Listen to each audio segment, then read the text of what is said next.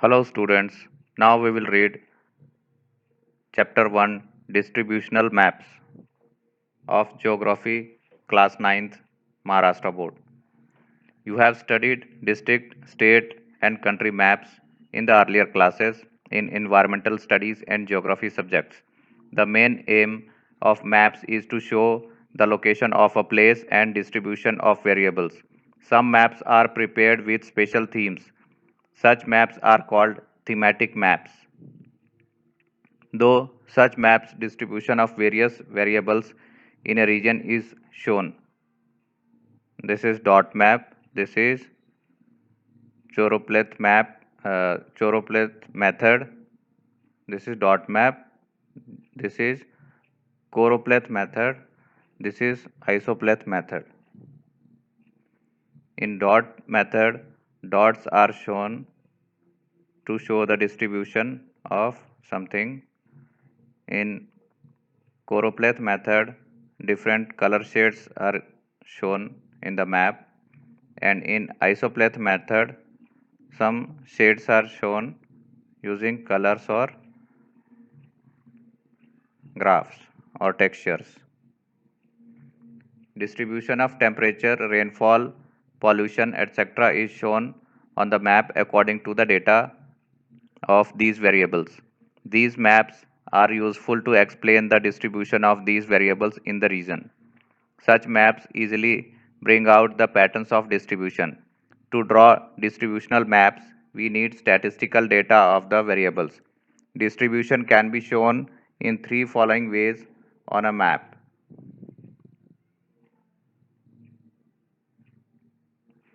Dot method. A dot map is prepared using statistical data. While preparing dot maps, only data gathered through counting is used. The way a variable is distributed throughout the region. The dots are used to show its distribution on the map. For example, the population of a region, the distribution of cattle, etc. To show distribution through dot method, the value of a dot has to be determined. To do that, the lowest and the highest values of a given variable in a region are taken into consideration. Accordingly, the number of dots are determined. Also, we need to consider the size of the dot, the density of the variable, and the scale of the map. The number of dots to be given for the value of variable in each sub-administrative unit needs to be decided first. The following precautions should be taken while using the dot method for a map. The size of a dot should be uniform. The distribution of physiography, water sources, transport system, etc. of a region should be considered while placing dots on a map. While showing population distribution, rural population is shown by dots and circles are used to show urban population. The dot method is most suitable for that variable which is freely scattered across the region. Make friends with maps. Figure 1.1. The population distribution map of Amravati district is given. Answer the question given questions by reading the distributional map shown by dot method. What is the population of Amravati town? Name the place having population of lakh on the map. Which part of the map shows sparse distribution of population? Amravati district. Distribution of population. See, this big circle shows 5 lakhs. Each dot 10,000 population. In rural areas, small each dot means 10,000 people are there. And population of main city, small circle 50,000, comparatively larger circle 1 lakh, even more larger circle 2 lakhs, and biggest circle 5 lakhs. Population shows population. In Amravati, 5 lakhs population and near about many dots are also there. So more than 5 lakh people should be there. And at Achalpur, this dot is, I think, comparable to this 1 lakh. Means 1 lakh population should be there. Then Anjangaon, Surji, this is smaller dot, 50,000 people. Here in Varud also 50,000 people should be there. This was dot method map. And second one is choropleth map, tints, also called tints. In this, different shades are given of pink color. Light shade means less than 100 people per square kilometer, and darkest pink means more than 400 people per square kilometer. In Amravati, more than 400 people per square kilometer will be there.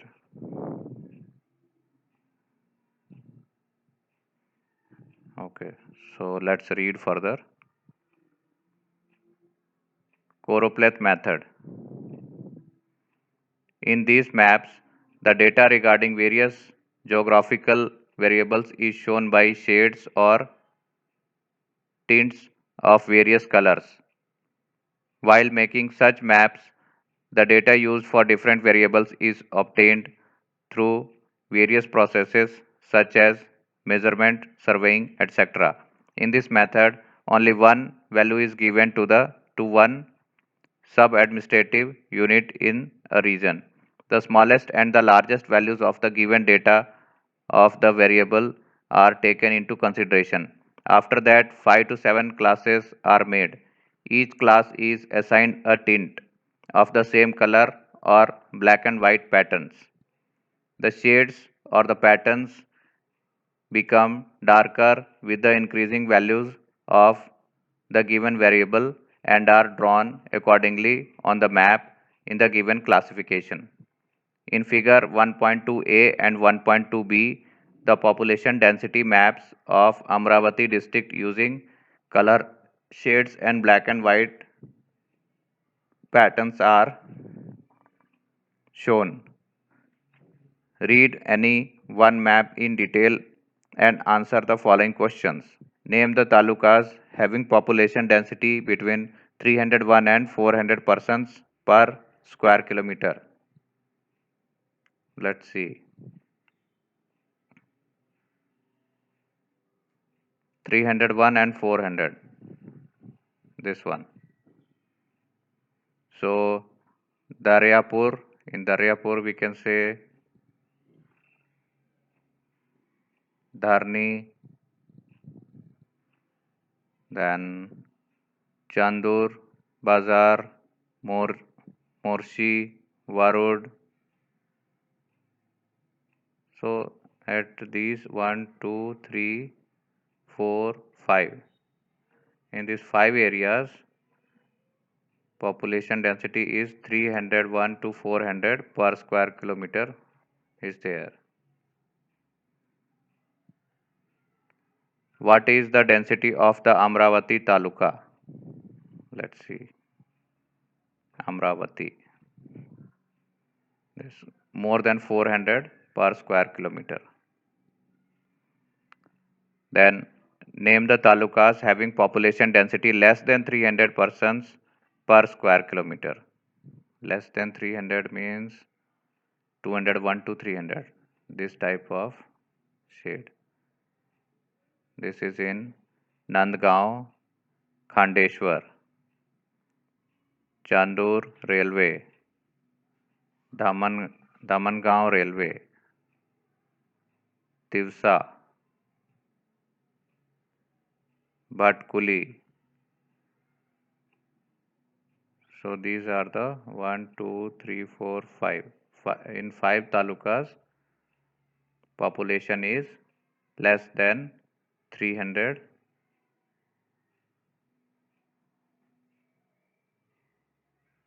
per square kilometer. and this one also, this and this will also be having less population, which is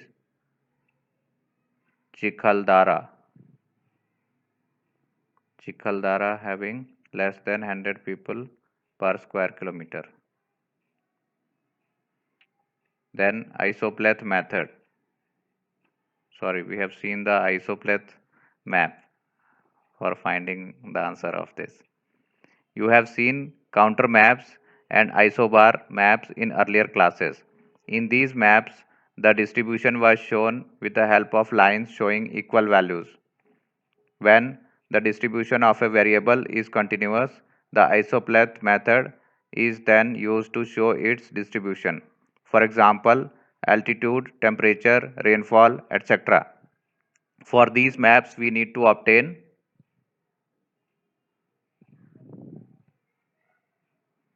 the accurate data regarding the altitude, temperature, rainfall, etc. of some places in a region. It is assumed that the difference between the altitude or rainfall of two places changes at a uniform rate. The sub-administrative units are not taken into consideration here. Statistical data belongs to the respective places. Such data is known as point-related data. Values of the variable are written on the map at their respective locations. If the data for more places is available, mapping of the distribution can be done more accurately. On the basis of this information, isopleth maps are prepared using the steps below. By considering the highest and the lowest values of the variable, the class interval is decided to draw the isopleth maps, which in turn decides the difference between the lines. Lines are drawn for the decided intervals. Locations with the same value are joined by a line. Following conclusions are drawn on the basis of the maps prepared in such a way. If the lines are closer to each other, then the change in the variable is steep, and if the lines are away from each other, then it is gentle. We get an idea of the natural trend of the distribution of the variable with the help of this map. In figure 1.3, the rainfall map of Amravati district is given. Read the map in detail and answer the questions. In which part of the district is the rainfall more? In which direction is the rainfall decreasing? What is the lowest value of the rainfall in the district? Make friends with maps. Read the maps given in figure 1.4 and 1.5 and answer the questions. Kolhapur district density of rural population. Density per square kilometer. More than 400, 200 to 4, 201 to 400, less than 200.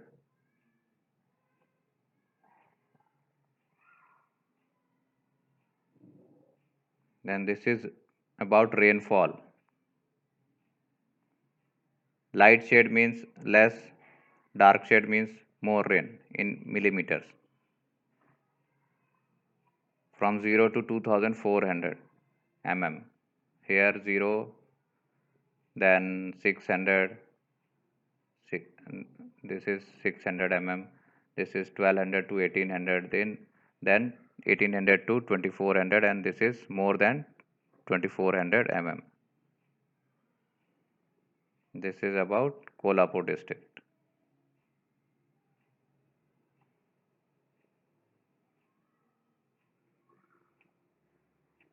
Let's see. In which direction is the density of population decreasing? Less than means south direction, density is decreasing. Name the talukas with population density less than 200. Less than 200 means highly dotted. This Ajara and Chandgarh, and here also In north also, Shahuwadi, Gagan Bavda. Then name the talukas having population density between 200 and 400. 200 and 400, this one. Gargoti, Badanagari, Badnagri, sorry, Radhanagri. Then, okay, that's all. Name the talukas with population density more than 400. This type of checks here. Gadhin, Gadhin Glaj, Gadhin Glaj. Then this is Kagal, Kolhapur, Hatka Nangale, Hatka, Hatka, Hatkan, Hatkanangale, Shirol, Panhala. In which direction are the talukas having higher density of population located in the district? Which method has been used in preparing this map?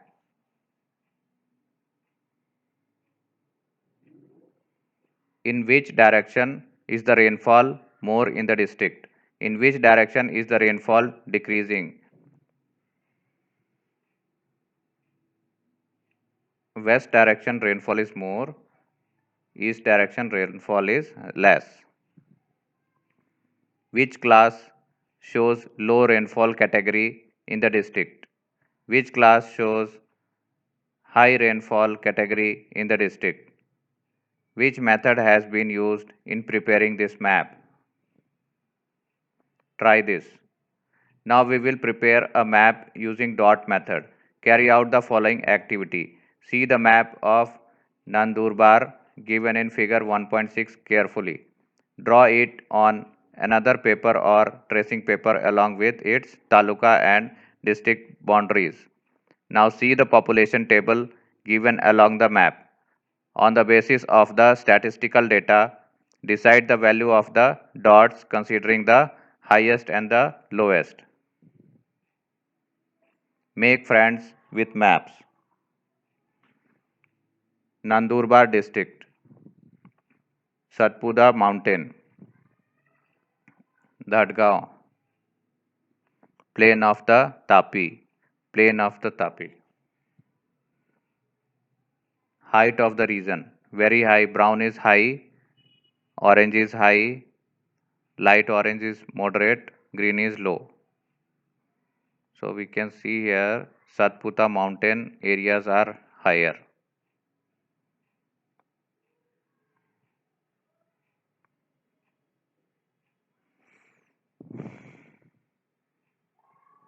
Nandurbar district. This map is of Nandurbar district.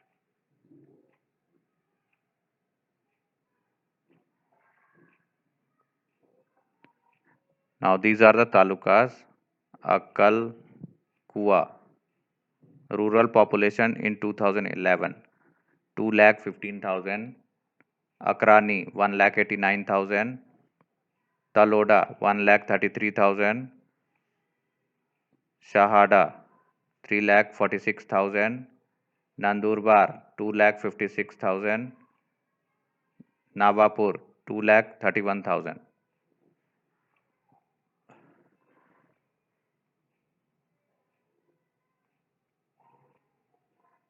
Now see the population table given along the map. On the basis of the statistical data, decide the values of the dots considering the highest and the lowest values of population. For example, one dot is equal to 10,000 people, so that you can decide how many dots to be given to each sub-administrative unit. To draw dots of the uniform size, take a ball pen refill, close the back end of the refill with cotton. Press this end on a stamp pad and draw the imprints of the dots wherever required. While placing the dots, consider the physiography, water sources, roads, rails, taluka and district headquarters as shown in map in the map in figure 1.6, this Nandurbar district.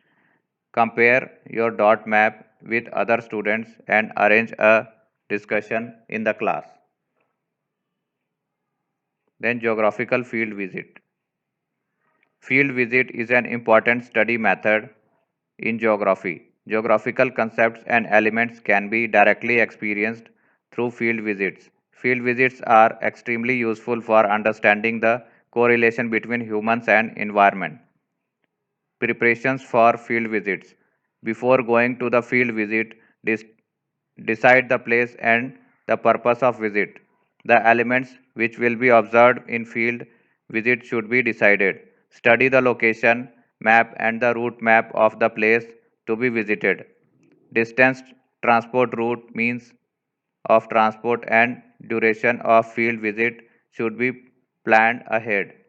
Within the help of with the help of teachers, students should prepare a questionnaire.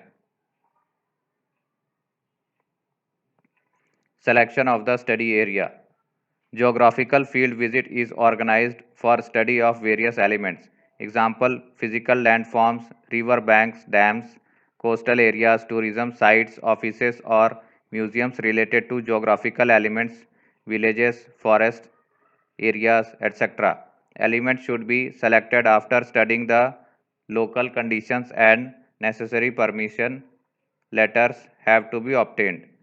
For a field visit, you should carry a notebook, specimen questionnaire, pen, pencil, scale, tape, compass, a bag for collecting samples, maps, camera, etc. Precautions to be taken during field visit. It is very important to ensure safety of ourselves and others during a field visit. You should obey the instructions given by the teachers. You should not go to unknown remote places alone during field visit. You should try to understand the local circumstances by conversing with the local people. You should also ensure that you do not harm the environment in any way during your visit. You should always keep a first aid box with you for emergency circumstances. Report writing. A field report should be written on the basis of information obtained after the visit is complete. Use the following issues to make a report. Add photographs wherever necessary. Introduction. Location map and route map. Physiography, climate, population, environmental problems and measures, land utilization, conclusions. So this is the end of chapter. Exercises we will do in a separate session. Thank you.